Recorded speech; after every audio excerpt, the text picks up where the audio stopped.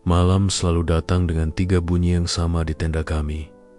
Desis minyak panas, ketukan sutil di wajan, dan dengung lampu neon yang setengah berkelap-kelip. Di bawah cahaya putih kebiruan itu, wajah Bapa selalu tampak lebih letih dari siang. Tapi matanya tetap hidup tajam, telaten, seperti orang yang percaya bahwa setiap piring pecel lele bisa jadi jembatan rezeki. Opal, sambalnya 2 sendok, meja 3 nambah tempe, kata Bapak tanpa menoleh. Aku Naufal, tapi semua orang memanggilku. Opal mengangguk. Tanganku otomatis bergerak. Sambal yang ibu ulekan sejak sore wangi sekali. Cabai merah, bawang, tomat, sedikit gula, garam. Ibu pernah bilang, sambal itu bukan sekadar pedas, Pal.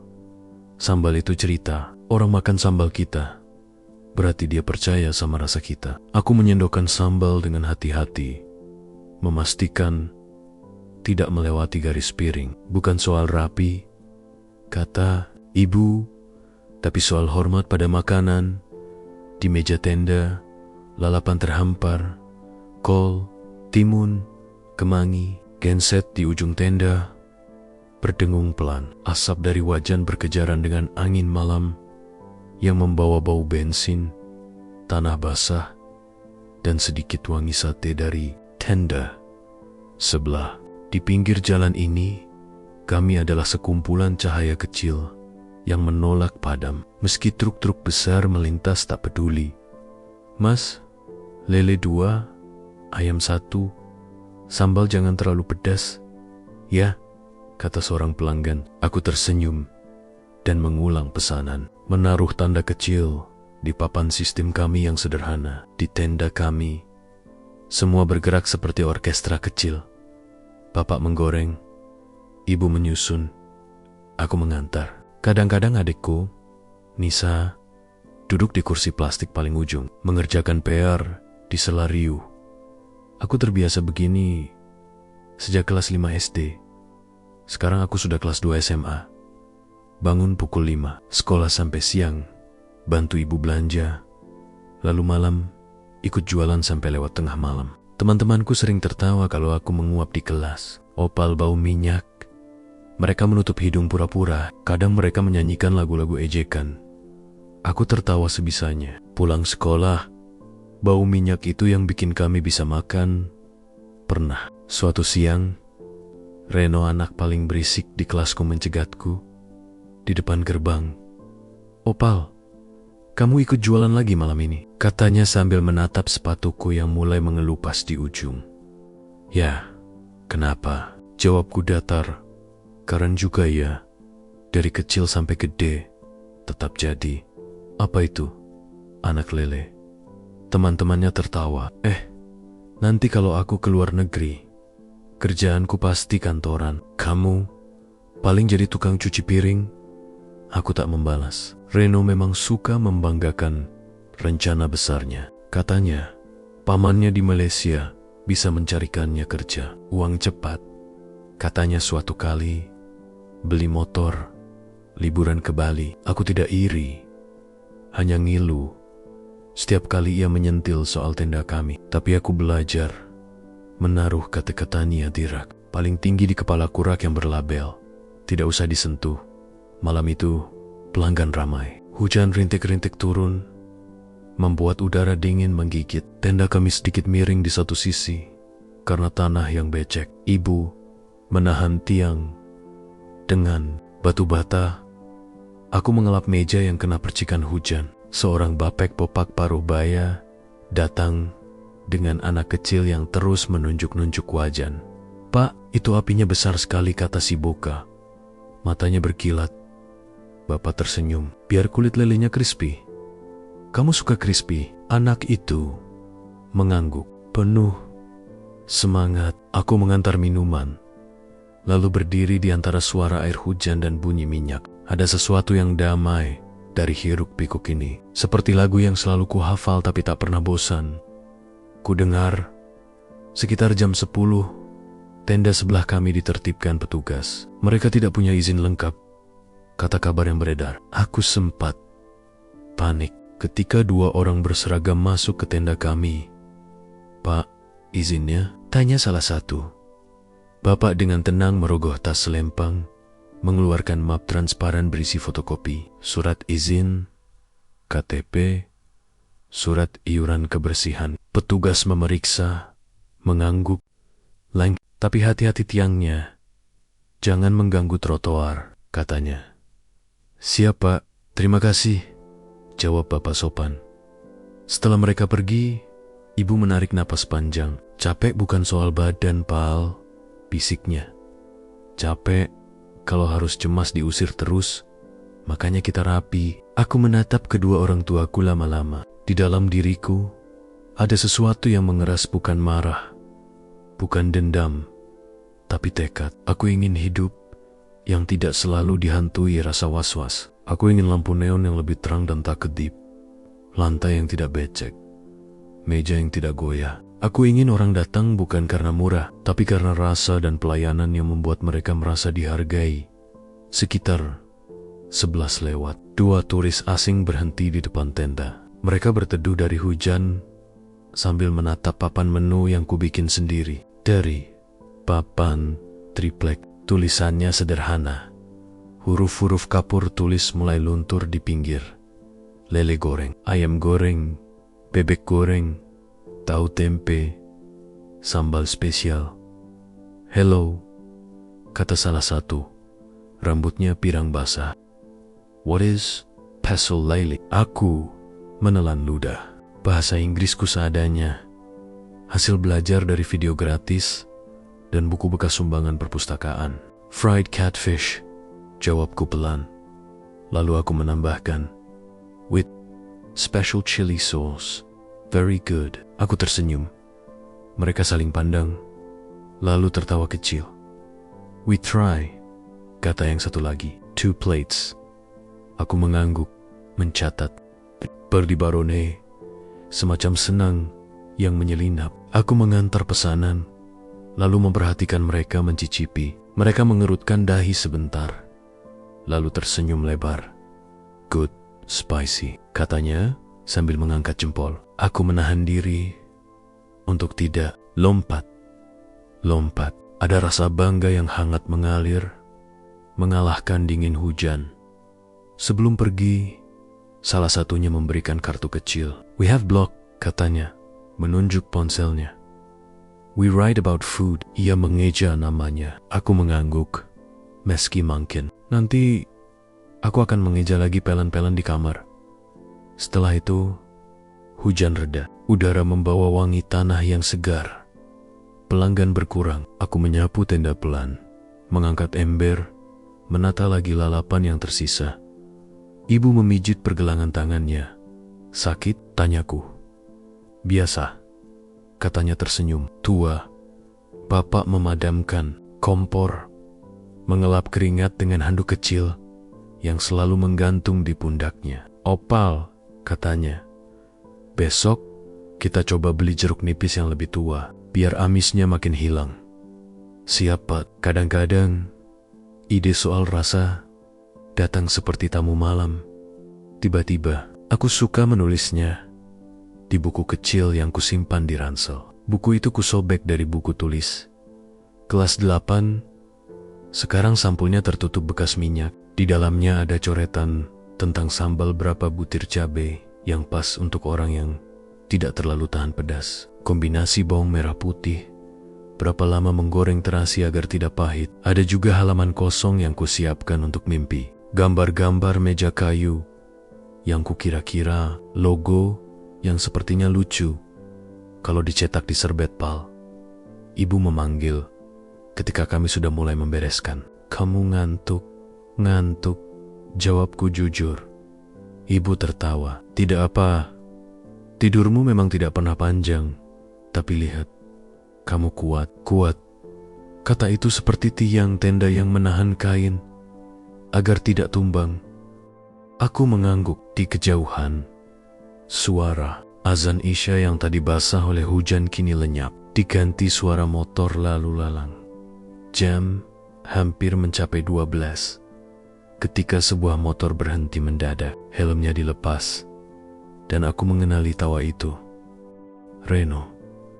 Ia datang dengan 2 teman, bajunya wangi parfum tajam. "Wih, anak lele," katanya sambil menjentikan jarinya. "Masih buka?" "Masih," jawabku. "Mau pesan apa?" "Apa ya?" "Iya." Duduk, mengangkat kaki ke kursi lain, lalu menoleh ke temannya.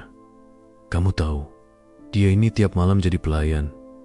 Keren kan?" Ia tertawa keras. Opal, kapan-kapan aku kirimin fotoku dari KL Kuala Lumpur, biar kamu semangat cuci piring." Aku menatapnya. Sebentar, ada 2 pilihan. Menelan lagi atau membalas. "Bapak selalu bilang, harga diri itu bukan suara keras, Pal. Harga diri itu ketenangan." Aku memilih ketenangan. "Mau pesan apa?" ulangku. Reno mendecak. "Lalai 1, sambal pedas." "Jangan lama." Aku mencatat dan memberikannya ke bapak. Sementara ikan mencebur ke minyak panas, aku ke belakang, menuangkan teh tawar. Ibu menatapku, bertanya dengan mata. "Kamu baik-baik saja?" "Kuat, Bu," jawabku pelan. Ketika piring Reno sampai, ia makan cepat-cepat. "Ya lumayan," katanya seadanya. "Tapi kalau di luar negeri, makanan begini mungkin kalah sama restoran. Selera orang beda-beda," kataku. "Kalau Mas Reno nanti kangen, sini saja." Ia tertawa. "Aku gak bakal kangen. Aku makan steak tiap hari." Temannya tertawa. Aku tidak marah. Aku malah merasa ingin tertawa. Entah kenapa, malam itu, di bawah lampu neon yang berdesis, di antara dengung genset dan sisa hujan, aku melihat sesuatu di kepalaku, seperti cuplikan pendek. Sebuah ruangan terang, meja-meja tertata rapi.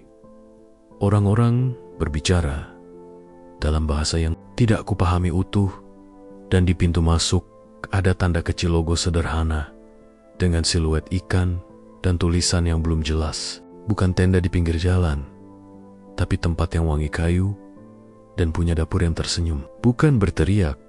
Ketika Reno pergi, ia melempar uang di meja tanpa menunggu kembalian. "Buat kamu," katanya sinis. Aku mengejar, mengembalikan sisa dengan sopan. "Makasih sudah makan," kataku. Ia menatapku sebentar, seperti bingung dengan reaksiku yang terlalu tenang, lalu berlalu. Kami menutup tenda tepat pukul 12:05. Jalanan kembali gelap. Bapak menggulung spanduk, ibu menyorongkan lampu neon. Aku memanggul galon air kosong, lalu memeriksa sekali lagi apakah arang sudah benar-benar padam. Di panggangku, ransel terasa berat, bukan karena buku, tapi karena mimpi yang ku kemas rapat-rapat di rumah kontrakan kecil kami. Ibu menjerang air, bapak duduk di lantai menekuk jari-jari kaki. Aku membuka buku kecilku, menulis catatan rasa malam. Hujan, jeruk nipis tua. Coba tambahkan serai ditumbuk halus untuk ayam. Sambal, 8 cabai merah, tambah 3 cabai rawit. Goreng tomat, lebih lama. Latihan bahasa Inggris. Cari kata untuk gurih. Lalu di halaman belakang, aku menggambar lagi logo itu. Kali ini lebih jelas seekor ikan dengan garis sederhana. Di bawahnya 2 kata yang tiba-tiba terasa akrab. Laut kita. Aku menatapnya lama-lama. Anehnya, meski kami jualan lele ikan air tawar, namun kata laut seperti memanggilku. Mungkin karena laut bagiku adalah kata lain untuk perjalanan. Luas, jauh, berani. Sebelum tidur, aku berdoa singkat. Bukan doa yang rumit. Hanya diberi tenaga, diberi hati yang sabar, dan diberi jalan. Aku tahu, jalannya tidak akan mudah. Jalan kami selalu licin oleh hujan dan kadang berlubang. Tapi aku juga tahu, di tiap langkah kecil, ada satu hal yang kumiliki dan tidak bisa diremehkan orang.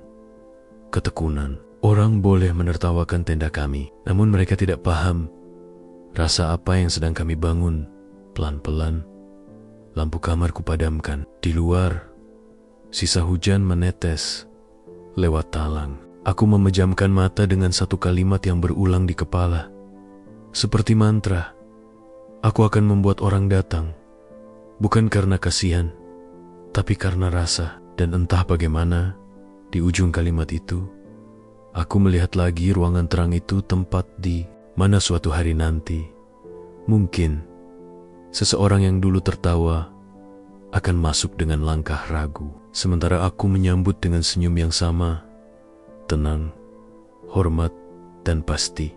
Malam itu, di bawah langit Jawa yang lembab dan setia, aku tertidur dengan bau minyak masih menempel di tangan bau yang, untuk sementara waktu, adalah bendera kecil yang kutancapkan pada hidupku. Besok, kami akan kembali membuka tenda. Besok, lagi-lagi aku akan mengantar piring-piring yang hangat. Dan entah mulai kapan, setiap piring itu terasa seperti batu bata yang kususun untuk bangunan yang belum ada, tapi sudah kurasakan beratnya di dada. Pagi di rumah kontrakan kami selalu dimulai dengan suara ayam tetangga. Bukan ayam jago gagah yang berkokok sekali lalu diam, tapi ayam kecil yang berkokok serak, seolah ikut mengeluh karena matahari belum benar-benar keluar. Aku terbangun dengan tubuh berat, mata masih lengket, tapi sudah terbiasa. Bau minyak goreng yang melekat di rambutku semalam masih terasa, dan meski sudah kubasuh, jari-jari tanganku tetap beraroma bawang putih. Ibu sudah duduk di dapur, menanak nasi sambil menyiapkan bawang yang akan dikupas nanti sore. "Bangun, Pal," katanya pelan. "Sarapan seadanya dulu, nasi sama garam juga nggak apa." Aku duduk di lantai, mengusap wajah, lalu mengambil piring. Nasi putih hangat dengan taburan garam, lalu sedikit kecap. Rasanya sederhana, tapi bagi kami, ini bukan sekadar sarapan. Ini tenaga untuk bertahan. Bapak duduk bersila, menghirup teh panas. "Pal," katanya, "kalau habis sekolah, coba temani ibu ke pasar ya. Kita harus cari pemasok baru untuk ikan. Yang kemarin kualitasnya kurang bagus."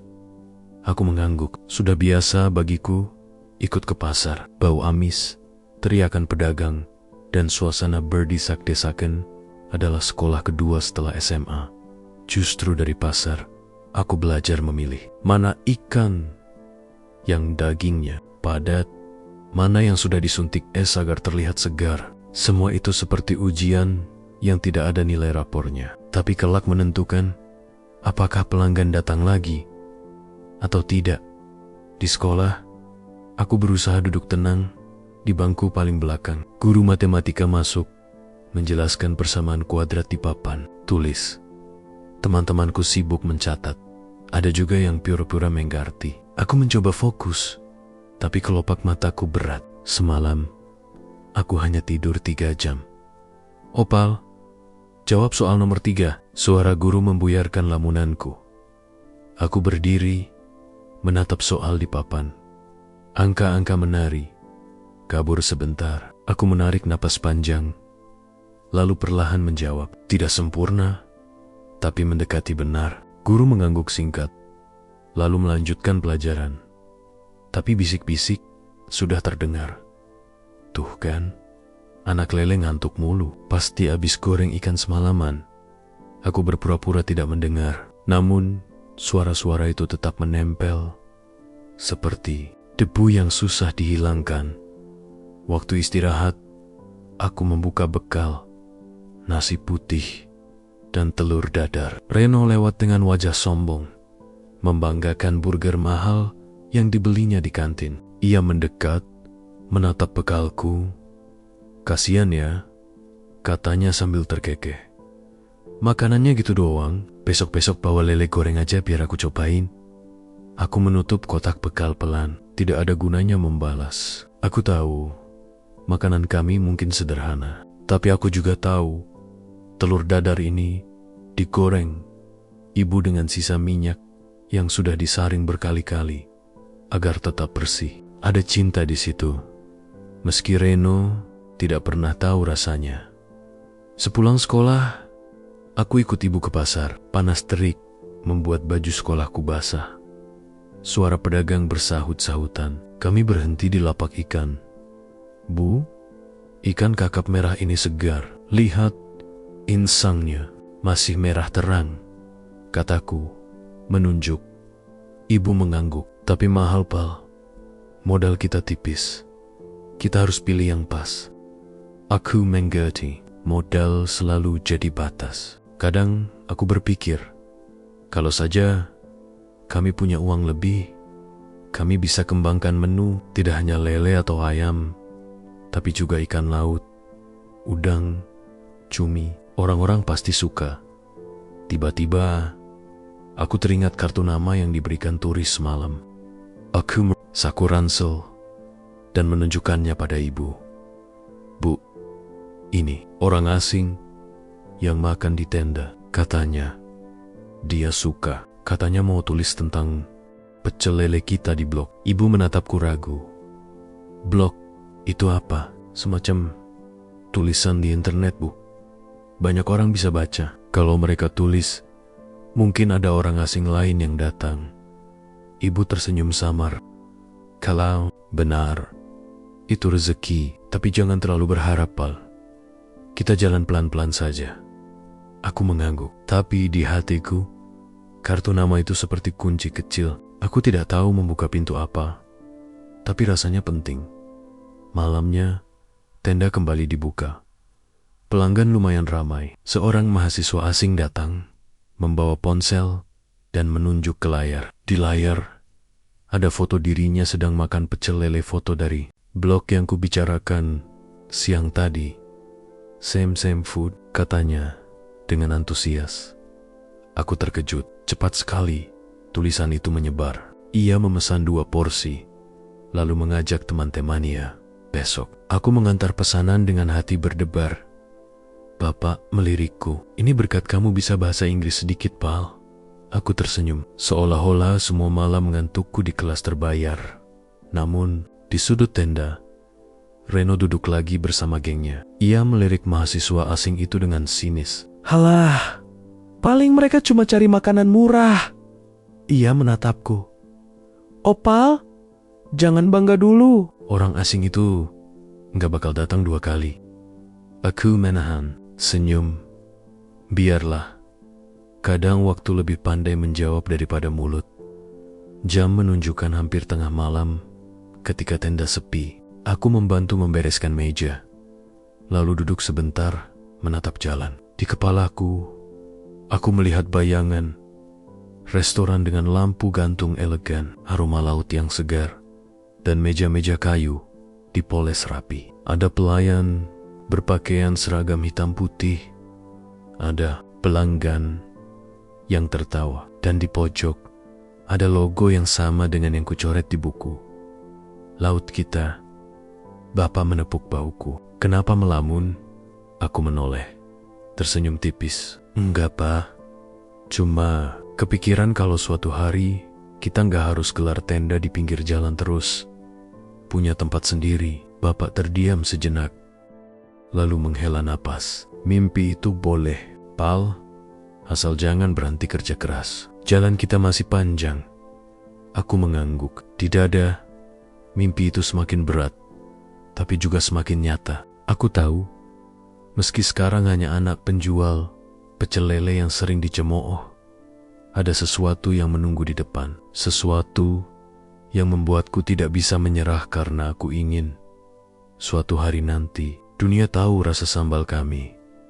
Dan malam itu, ketika lampu neon dipadamkan, aku tahu piring-piring kosong yang barusan kami cuci bukan sekadar tanda orang kenyang. Itu tanda bahwa mimpi pelen-pelen sedang terisi. Hari itu, sejak sore langit sudah mendung, awan kelabu menggantung rendah, seakan membawa kabar buruk. Tapi bagi kami, kabar baik justru datang kalau hujan turun. Orang malas keluar jogyo mencari makanan, dan warung tenda seperti milik kami biasanya jadi pilihan. Aku dan ibu sibuk menata meja plastik, menyusun lalapan, mengupas timun. Bapak memeriksa minyak goreng, memastikan cukup untuk malam panjang. Genset sudah siap dinyalakan. Tenda kami berdiri tegak, meski tanah becek. Kainnya agak basah tapi masih kokoh. Pal, nanti kalau hujan deras, kamu cek atap ya. Jangan sampai bocor kena sambal, kata bapak. Siap pak, jawabku sambil mengangkat ember berisi lele segar yang baru dibeli di pasar. Di dalam diriku, ada perasaan berbeda. Beberapa hari terakhir, sejak ada turis asing menulis di blog, mereka, pelanggan mulai beragam, bukan hanya orang lokal, tapi juga beberapa mahasiswa luar negeri yang kuliah di Yogyakarta. Mereka datang dengan rasa penasaran, mencoba sambal kami sambil sesekali memotret. Malam itu benar saja, hujan turun deras, jalanan licin, motor-motor menepi, dan pelanggan mulai berdatangan. Tenda kami penuh, kursi plastik terisi semua. Hujan berpadu dengan dentuman minyak panas, menciptakan irama yang unik. Seorang pelanggan masuk terburu-buru, lelaki paruh baya, tubuhnya agak gemuk, berkemeja basah karena hujan. Ia ditemani dua orang yang sepertinya asistennya. Mereka duduk di meja paling depan. Aku cepat menghampiri. Selamat malam, Pak. Mau pesan apa? Tanyaku sopan. Lelaki itu membuka kacamata, mengelap wajahnya. Apa yang jadi andalan di sini? Aku tersenyum. Lele goreng sambal spesial, Pak. Tapi ayam dan bebek juga banyak yang suka. Baik, 3 porsi lele, pedas sedang. Aku mencatat dan menyerahkan ke bapak. Tidak ada yang aneh, kecuali cara lelaki itu menatap sekeliling. Seperti sedang menilai, bukan sekadar makan. Tak lama, pesanan sampai. Lelaki itu mengambil sepotong lele, mencelupkan ke sambal, lalu menggigit perlahan. Ia menutup mata sebentar, mengunyah. Senyum muncul di wajahnya. Luar biasa, katanya. Aku lega, tapi yang membuatku terkejut, ia langsung memanggilku. Nak, siapa yang buat sambal ini? Ibu saya, Pak, jawabku. Hebat sekali. Rasa sambalnya unik, seimbang. Pedasnya menggigit, tapi tetap enak. Saya baru pertama kali coba sambal seperti ini. Aku menunduk, tersenyum bangga. Ibu yang sedang menata lalapan hanya bisa tersipu. Beberapa saat kemudian, suasana makin ramai. Mahasiswa asing datang lagi, membawa teman-temannya. Mereka tertawa, memotret makanan, bahkan membuat video. Aku hanya mengerti sedikit dari obrolan mereka, tapi cukup paham. Mereka sedang memuji. Lelaki parubaya tadi menatap mereka, lalu menatapku. Nak, boleh saya tahu namamu? Naufal, Pak. Biasanya dipanggil Opal. Opal. Ia mengulang namaku pelan, lalu tersenyum.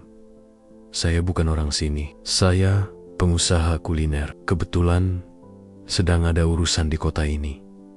Lalu terjebak hujan. Saya tidak menyangka bisa menemukan makanan seenak ini di tenda pinggir jalan. Aku tercekat. Iya, saya punya beberapa restoran di Jakarta. Fokus saya biasanya seafood, tapi saya selalu mencari cita rasa lokal yang kuat. Dan sambal ini, ia menunjuk piring, punya karakter. Aku terdiam. Kata-katanya seperti kilat yang menyambar di kepalaku. Setelah selesai makan, lelaki itu berdiri, menghampiri bapak. Pak, makanan Anda luar biasa. Jangan pernah remehkan tenda ini. Justru dari sinilah rasa asli Indonesia lahir. Ia lalu menyalami kami satu-satu. Sebelum pergi, ia memberikan kartu namanya. Kalau suatu hari kalian ingin kembangkan usaha, hubungi saya. Saya bisa bantu soal konsep restoran. Jangan takut bermimpi besar. Aku menggenggam kartu itu erat. Tanganku gemetar. Bukan karena dingin hujan, tapi karena merasa baru saja diberi. Peta menuju jalan yang selama ini hanya ada di kepalaku. Malam semakin larut. Setelah pelanggan pulang, aku duduk di kursi kosong, menatap kartu nama itu lama-lama. Di sana tertulis Rendra Prosetyo, Direktur Utama Nusantara Rasa Group. Pal, suara bapak memecah lamunanku. Jangan cepat percaya. Ponyok orang yang bicara manis, tapi ujungnya kosong. Aku mengangguk. Iya pak, tapi entah kenapa, aku merasa ini sesuatu yang penting. Ibu tersenyum samar.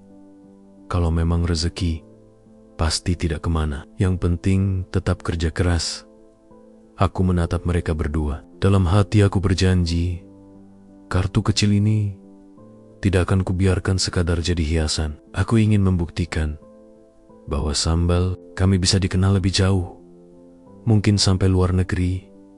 Malam itu, ketika kami menutup tenda, hujan sudah reda. Jalanan basah memantulkan cahaya lampu jalan, seakan memberi isyarat ada sesuatu yang baru saja dimulai. Aku berjalan pulang dengan langkah ringan.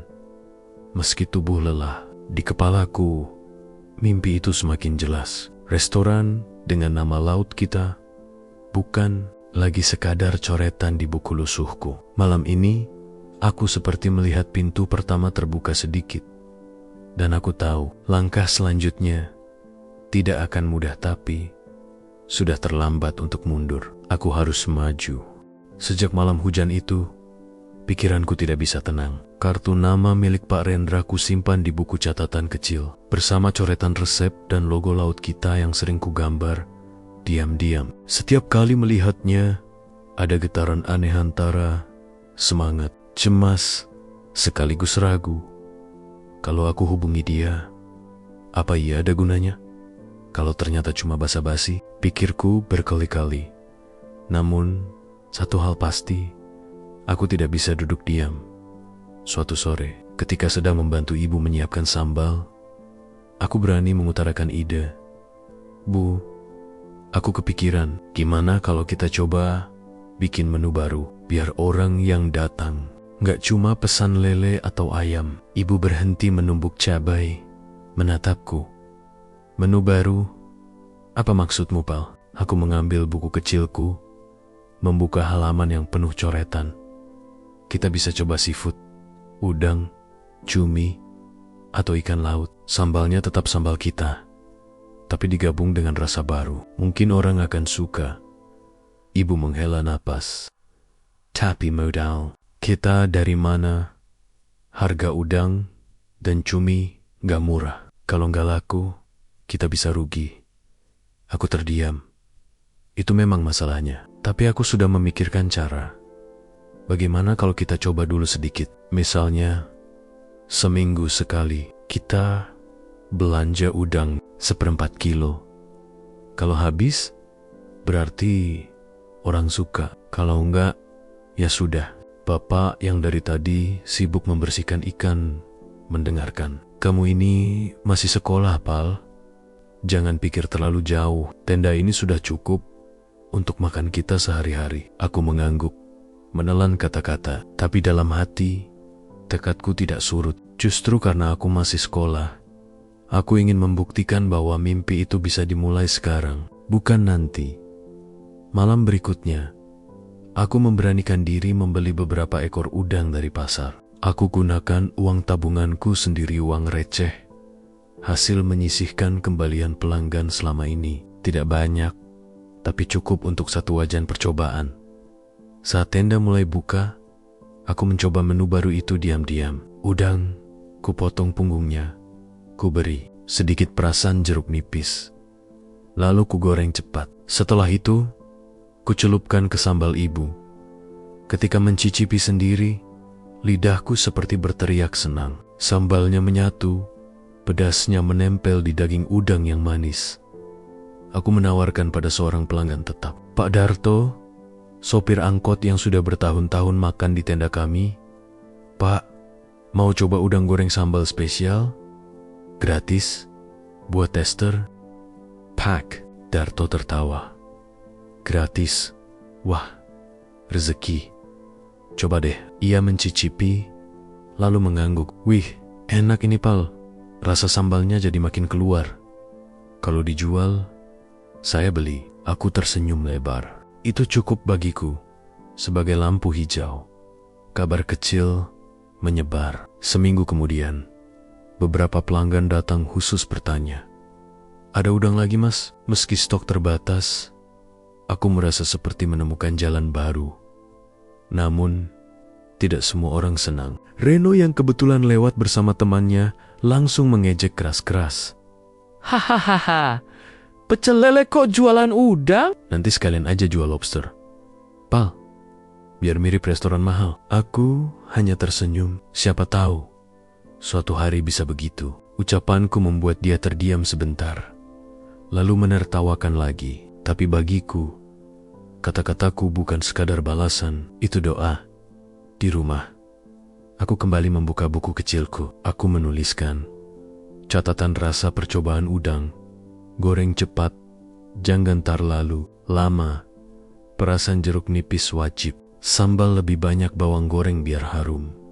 Aku juga menambahkan gambar meja sederhana dengan tulisan menu spesial mingguan. Aku tahu ini masih kecil, tapi bukankah semua hal besar berawal dari hal kecil? Beberapa minggu berjalan, tenda kami semakin ramai. Tidak hanya karena sambal lele, tapi juga karena menu tambahan yang perlahan mulai dikenal. Aku merasa langkah kecilku membuahkan hasil. Suatu malam, mahasiswa asing yang dulu datang kembali lagi. Kali ini membawa kamera yang lebih besar. Mereka bilang sedang membuat video dokumenter kuliner jalanan. Aku membantu menjelaskan dengan bahasa Inggris seadanya. Meski belepotan spesial sambal, very unique taste, kataku gugup. Mereka tertawa ramah, lalu mengangguk. Yes, very unique. We will recommend. Aku tidak tahu kemana video itu akan pergi, tapi aku percaya semakin banyak orang tahu, semakin dekat mimpiku. Namun, di balik semua semangat itu, masalah tetap ada. Bahan baku mahal, hujan kadang membuat pelanggan sepi, dan tubuhku sering kelelahan. Di kelas, aku tetap sering mengantuk. Guru menegurku beberapa kali. "Naufal, kalau kamu terus begini, nilai rapormu bisa jatuh," kata guru matematika suatu hari. Aku hanya bisa menunduk. Aku ingin menjelaskan, tapi sulit. Bagaimana aku bisa bilang bahwa setiap malam aku harus membantu tenda, sementara teman-temanku bisa belajar dengan tenang di kamar nyaman. Sepulang sekolah, aku menulis di buku kecilku catatan hidup. Lelah itu wajar, asal jangan berhenti. Nilai sekolah penting, tapi mimpi juga penting, harus bisa seimbang. Aku tahu ini bukan pilihan mudah, tapi aku tidak boleh menyerah. Malam itu, setelah menutup tenda, aku duduk di kursi kosong. Langit cerah, bintang terlihat jelas. Aku menatap ke atas, lalu berbisik pada diriku sendiri. Ini baru permulaan. Dari tenda kecil ini, aku akan bawa rasa kita ke tempat yang lebih besar. Suatu hari, orang asing akan menyebut sambal kita dengan bangga, sama seperti mereka menyebut pizza Italia atau sushi Jepang. Aku tersenyum. Mimpi itu masih jauh, tapi aku merasa langkahku sudah mengarah ke sana. Dan di dalam dada, aku tahu titik balik sudah dimulai. Hidupku berjalan dengan pola yang sama. Sekolah di siang hari, lalu membantu tenda pecel lele sampai tengah malam. Bedanya, sejak menu baru, udang dan cumi mulai terkenal, pelanggan semakin ramai. Namun, di balik semua itu, ada satu hal yang terus mengusik pikiranku. Kartu nama Pak Rendra, pengusaha kuliner yang pernah singgah di tenda kami. Kartu itu kusembunyikan di buku catatanku, di antara halaman yang penuh coretan mimpi. Setiap kali kulihat, jantungku berdegup lebih cepat. Ada kecil di dalam kepala. "Hubungi dia, Pal. Itu kesempatanmu." Tapi suara lain membalas, "Kalau ternyata hanya bercanda." Kalau dia menolak, kalau kamu ditertawakan, aku menunda, dan menunda. Sampai akhirnya, sebuah malam aneh mengubah semuanya. Malam itu Tenda kami baru saja tutup. Eugene Garamis turun, membuat jalanan sepi. Aku membantu bapak menggulung spanduk, sementara ibu membereskan sisa lalapan. Genset sudah dimatikan, hanya lampu jalan yang menerangi. Ketika semua sudah selesai, aku berjalan pulang lebih dulu, karena bapak masih menunggu tukang parkir mengambil motor yang dititipkan. Jalanan basah dan udara malam menusuk tulang. Di rumah kontrakan kecil kami, aku masuk kamar, menaruh buku catatan di meja. Aku berbaring, mencoba memejamkan mata. Tapi entah kenapa, malam itu terasa berbeda. Hening, terlalu hening. Bahkan suara ayam tetangga pun tidak terdengar. Tiba-tiba, ponselku bergetar. Layar menunjukkan angka tak dikenal. Jam dinding menunjukkan jam 0:30. Aku menelan ludah. Jarang sekali ada orang menelepon di jam segini. Dengan tangan gemetar, aku mengangkat. Halo? Suaraku bergetar. Tidak ada jawaban, hanya suara napas berat. Halo? Siapa ini? Yulangku.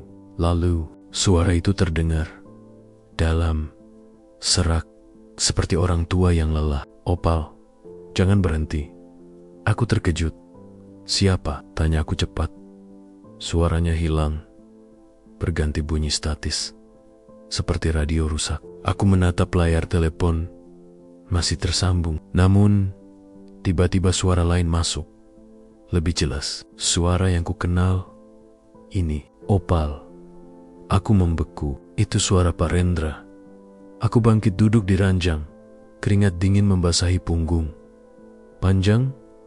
Pak Rendra? Ya, maaf kalau saya mengganggu tengah malam. Nomormu kudapat dari salah satu mahasiswa asing yang makan di tenda. Mereka kasih tahu blok kuliner, dan di sana ada namamu. Aku masih sulit bernapas. Tapi barusan saya dengar suara lain. Gumamku pelan. Apa? Tanya Pak Rendra. Aku menggeleng, meski dia tak bisa melihat. Enggak, Pak. Hanya mungkin sinyal. Suasana kamar terasa makin dingin. Lampu bohlam berkedip pelan, seperti hampir padam. Aku memegang buku catatan di meja, mencari keberanian. Ada apa ya, Pak? Telepon jam segini. Suara di ujung sana terdengar serius. Saya mau bicara soal tawaran saya tempo hari. Restoran saya di Jakarta sedang menyiapkan konsep baru, street food Nusantara. Saya ingin sambalmu jadi salah satu menu utama. Aku terdiam. Paris, seram barusan langsung bercampur dengan degup jantung yang kencang. Tapi saya hanya anak SMA. Pak, saya bahkan gak tahu cara mengurus restoran. Tenang, kamu tak harus langsung besar. Saya hanya ingin kamu kirim resep sambalmu ke tim dapur saya. Kalau cocok, kita bisa kerjasama. Saya ingin buktikan bahwa rasa asli tidak harus lahir dari hotel berbintang. Bisa juga dari tenda kecil seperti punyamu. Mataku berkaca-kaca, tapi tiba-tiba suara serak yang tadi ku dengar kembali terdengar samar, meski telepon masih tersambung. Jangan percaya. Jangan. Aku menegang. Pak, ada suara lain. Apa maksudmu? Tanya Pak Rendra, bingung. Aku menutup telinga, tapi suara itu makin jelas, seperti berbisik langsung di belakangku. Aku menoleh cepat. Tidak ada siapa-siapa, hanya bayangan lemari dan meja kecil.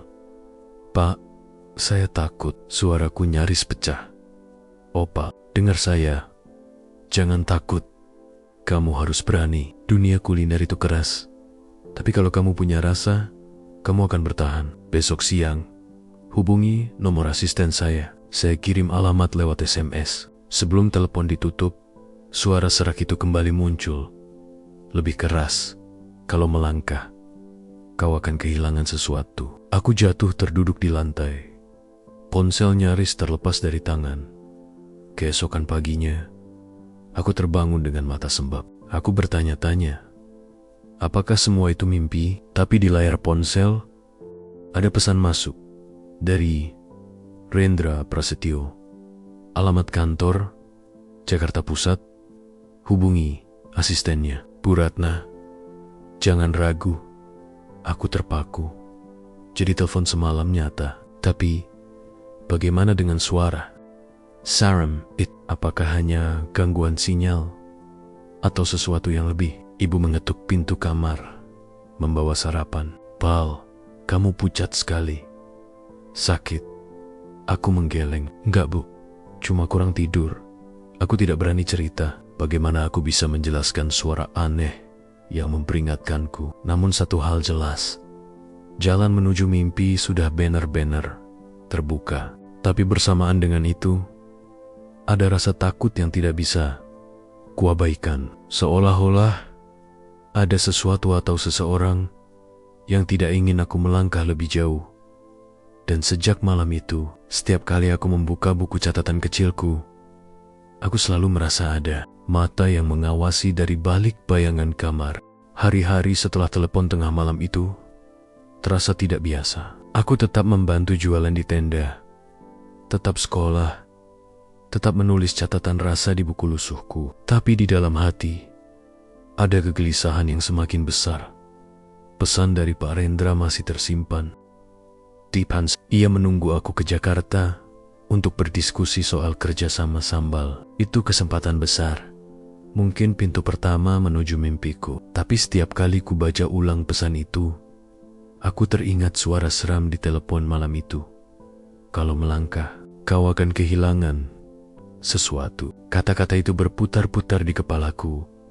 Suatu malam, setelah tenda ditutup, aku memberanikan diri bicara pada bapak dan ibu. Pak, Bu, aku dapat tawaran dari Pak Rendra. Dia pengusaha restoran. Katanya mau pakai sambal kita di konsep baru restorannya. Bapak terdiam. Ibu meletakkan ulekan sambal, menatapku penuh tanda tanya. Beneran, Pal? Suara ibu pelan. Aku mengangguk, lalu menunjukkan SMS dari Pak Rendra. Bapak menghela napas. Kalau benar, ini besar. Tapi apa kamu yakin bisa pergi ke Jakarta? Kamu masih sekolah. Biayanya juga tidak sedikit. Aku menunduk. Aku bisa naik bus. Pak, aku sudah nabung dari kembalian pelanggan. Aku nggak minta banyak. Cuma izin. Suasana hening. Lalu ibu tersenyum samar. Kalau itu jalanmu, Pal, kami dukung. Tapi hati-hati. Dunia di luar sana tidak sama dengan tenda ini. Aku menahan air mata. Restu itu lebih berarti daripada apapun.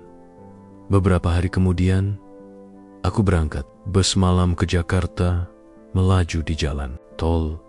Lampu-lampu jalan memanjang seperti garis cahaya. Aku duduk di kursi dekat jendela, membawa ransel kecil berisi baju, buku catatan, dan sebungkus sambal buatan ibu. Awalnya, aku berusaha tidur. Tapi setiap kali memejamkan mata, suara itu kembali terdengar. Jangan percaya. Jangan. Aku membuka mata. Jendela bus memantulkan bayanganku. Tapi anehnya, bayangan itu seperti tersenyum miring. Padahal wajahku sendiri tidak. Aku buru-buru menutup tirai. Di kursi sebelahku, seorang ibu tua tidur nyenyak. Aku mencoba menenangkan diri, meyakinkan bahwa semua hanya halusinasi karena kelelahan. Tapi sekitar pukul 2 dini hari, bus masuk jalan sepi. Gelap di kiri kanan, hanya ada hutan. Lampu bus berkedip sekali, lalu normal lagi. Sopir menyalakan musik dangdut pelan, seakan mengusir kantuk. Tiba-tiba, dari bangku belakang, terdengar bisikan pelan. Opal. Aku menoleh cepat. Semua penumpang tertidur. Tak ada yang bangun. Aku menggenggam buku catatanku arat-arat, lalu berbisik sendiri. Aku nggak takut. Aku harus kuat. Namun bisikan itu muncul lagi. Lebih jelas, kalau kau teruskan, sesuatu akan diambil darimu. Set. Aku mencoba membaca doa pelan-pelan, menunduk, tidak berani menoleh lagi. Pagi harinya, aku tiba di terminal Jakarta. Suasana ramai, bising, penuh orang asing. Aku menyalakan ponsel. Ada pesan baru dari asisten Pak Rendra. Mas Naufal, silakan datang ke kantor jam 10. Kami tunggu. Aku menarik napas panjang. Inilah saatnya. Namun sebelum melangkah keluar terminal, aku melihat sesuatu yang membuat darahku dingin. Di papan reklame besar di seberang jalan, ada iklan restoran mewah dengan gambar sambal. Huruf-huruf di bawahnya bertuliskan, "Rasa asli Nusantara. Segera hadir." Aku menatap lebih lama. Sambalnya persis milik ibu. Warna, tekstur, bahkan cara penyajiannya sama. Kepalaku berputar. Mustahil, aku belum pernah kasih resep apapun. Tiba-tiba, suara itu kembali. Entah dari mana, seakan langsung di telingaku. Sudah kubilang, jangan percaya. Aku gemetar. Apakah ini berarti aku sedang dijebak? Atau hanya kebetulan? Dengan langkah ragu, aku tetap menuju alamat kantor yang dikirim. Sebuah gedung tinggi di Jakarta Pusat. Dinding kaca mengkilap. Berbeda jauh dengan tenda sederhana kami. Di resepsionis, seorang wanita menyapaku. "Mas Naufal, silakan ke lantai ke-12. Pak Rendra sudah menunggu." Aku masuk lift. Tombol menyala, pintu tertutup, lift bergerak naik pelan. Tapi, tiba-tiba, lampu lift padam sepersekian detik. Dalam gelap, aku mendengar suara seram itu lagi. "Kali ini sangat dekat. Kau pikir ini rezeki, padahal ini awal kehilanganmu." Lampu kembali menyala. Pintu lift terbuka di lantai ke-12.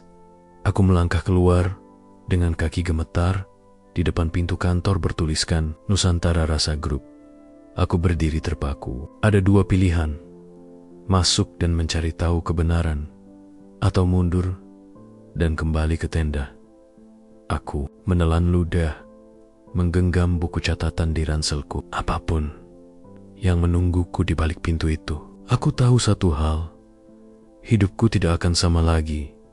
Dan di belakang kepalaku, bisikan itu masih bergema.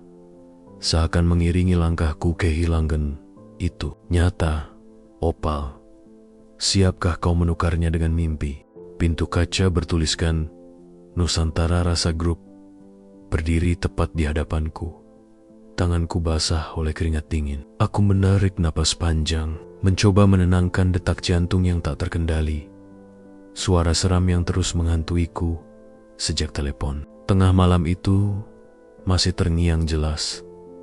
"Kau pikir ini rezeki, padahal ini awal kehilanganmu." Aku menelan ludah, lalu memberanikan diri mendorong pintu. Ruangannya luas, dengan lantai marmer mengkilap, meja-meja kayu elegan, dan aroma kopi mahal yang memenuhi udara. Aku hampir tak percaya sedang berada di tempat ini. Di seberang, seorang wanita paruh baya berpenampilan rapi menyapaku. "Mas Naufal ya? Saya Ratna, asisten Pak Rendra. Silakan, ikut saya." Aku mengangguk, mengikuti langkahnya, melewati lorong yang penuh foto-foto restoran cabang di berbagai negara. Singapura, Malaysia, Jepang, bahkan Eropa. Setiap foto memperlihatkan wajah-wajah orang asing yang tersenyum dengan makanan Nusantara di depan mereka. Tapi di satu sudut foto, mataku terpaku. Ada gambar sebuah meja makan dengan sambal di tengahnya. Sambal itu persis buatan ibu. Bahkan mangkuknya sama seperti yang kami pakai di tenda. Aku berhenti melangkah. Namun sebelum sempat bertanya, Bu Ratna sudah membuka pintu besar di ujung lorong. "Silakan masuk." Pak Rendra sudah menunggu. Ruangannya lebih luas lagi, dengan jendela kaca besar menghadap Jakarta. Di tengah ruangan berdiri seorang pria setengah baya dengan jas hitam elegan. Senyum lebar terpasang di wajahnya. "Naufal," serunya hangat. "Akhirnya kita bertemu lagi." Aku menunduk sopan. "Iya Pak, terima kasih sudah mau meluangkan waktu." "Diam, persilakan aku duduk." Meja di depanku penuh dokumen, map, dan brosur restoran. Jujur, Saya terkesan dengan sambalmu waktu itu. Rasanya autentik, berbeda, dan saya yakin itu bisa mendunia. Karena itu, saya ingin sambalmu jadi menu andalan di jaringan restoran saya. Aku tak diam. Pertemuan ini terasa seperti mimpi, tapi di sisi lain, ada sesuatu yang terus mengusikku. Pak, suaraku pelan. Kenapa di papan reklame dan foto restoran bapak saya sudah lihat sambal yang mirip sekali dengan sambal kami? Padahal saya belum kasih resep apapun. Sedikit meredup, dia menatapku tajam, lalu tertawa kecil. Anak pintar, kamu jeli juga ya. Kami memang sudah coba meniru resep, tapi rasa aslinya tetap beda. Karena itu, saya ingin langsung kerjasama denganmu. Tentu saja dengan kontrak resmi. Dia menyodorkan map berisi berlembar-lembar QRIS. Kamu tanda tangan di sini, maka sambalmu resmi jadi milik Nusantara Rasa Group. Sebagai imbalannya, kamu dan keluargamu akan mendapat kompensasi besar. Rumah, mobil, tabungan, semuanya bisa kamu dapatkan. Aku menatap kertas itu. Kata-kata di atasnya terasa seperti mantra. Hak penuh atas resep dan produksi beralih kepada pihak Nusantara Rasa Group. Tanganku bergetar. Suara itu kembali muncul, kali ini sangat dekat, seolah berbisik langsung di telingaku. Kalau kau tanda tangan, kau akan kehilangan segalanya. Aku spontan menoleh ke kanan. Kosong. Tidak ada siapapun. Pak Rendra menatapku. Kenapa? Ada masalah? Aku mencoba menelan ketakutanku. Pak, boleh saya bawa pulang kontraknya? Saya mau diskusi dulu sama orang tua. Wajahnya langsung berubah. Senyum hangat itu hilang, berganti ekspresi dingin. Naufal, dunia bisnis tidak menunggu. Kalau kamu menunda, tawaran ini bisa lenyap. Banyak orang lain di luar sana yang rela menjual resepnya demi kesempatan ini. Udara di ruangan tiba-tiba mainagong. Lampu gantung berkilau, seakan bergetar. Suara aneh berdengung di telingaku. Makin keras, makin nyaring, hingga kepalaku pening. Aku berdiri, mencoba mengendalikan diri. Pak, saya minta maaf. Saya belum bisa putuskan sekarang. Pak Rendra menatapku lekat-lekat. Matanya berubah tajam, seolah bukan lagi tatapan manusia biasa. Jangan menyesal anak muda. Kesempatan tidak datang dua kali. Aku keluar ruangan. Nafasku memburu. Lorong panjang terasa lebih gelap daripada saat aku masuk. Lampu-lampu redup. Bayangan panjang mengikuti langkahku. Di ujung lorong, aku melihat cermin besar menempel di dinding. Aku menoleh sekilas dan hampir menjerit. Bayanganku di cermin tidak bergerak sama sepertiku. Saat aku berjalan cepat, bayanganku justru menoleh ke arahku. Tersenyum aneh. Aku langsung lari melewati cermin itu. Jantungku serasa mau meledak. Ketika sampai di lift, pintunya terbuka sendiri. Aku masuk dengan napas tersengal, menekan tombol lantai dasar. Lift turun pelan, tapi suara seram itu kembali bergema. Kali ini lebih jelas dan mengerikan. Kamu sudah menolak rezeki, maka sesuatu akan diambil darimu. Aku menutup telinga, gemetar. Lift terus turun lalu berhenti. Pintu terbuka. Aku segera keluar tanpa menoleh ke belakang. Begitu sampai di luar gedung, aku langsung berlari ke jalan raya. Jakarta siang itu ramai. Klakson bersahutan. Orang-orang lalu lalang. Semua terlihat normal. Tapi bagiku, dunia sudah tidak sama. Aku sadar, tawaran besar itu bukan sekadar bisnis biasa. Ada sesuatu yang gelap di baliknya. Sesuatu yang mungkin tak bisa kulawan dengan tangan kosong. Aku berjalan ke halte bus, mencoba menenangkan pikiran. Angin panas kota menampar wajahku, namun hatiku tetap dingin, diselimuti rasa takut di saku celana. Aku meraba buku catatan lusuhku, satu-satunya yang nyata, satu-satunya yang jujur, hanyalah mimpi yang kutulis di sana. Aku berjanji, dalam hati. Aku akan terus berjuang dengan caraku sendiri, meski tanpa kontrak, meski tanpa gedung tinggi. Aku akan menjaga sambal ibu. Tapi jauh di dasar hatiku, ada ketakutan lain. Suara itu belum berhenti mengikutiku. Dan aku tahu, peringatan terakhirnya bukan sekadar ancaman. Kehilangan itu nyata, Opal. Dan kau belum tahu siapa yang akan diambil darimu. Aku menatap langit Jakarta yang kelabu, merinding. Dan entah kenapa, firasatku mengatakan sesuatu yang buruk memang sedang menunggu di rumah.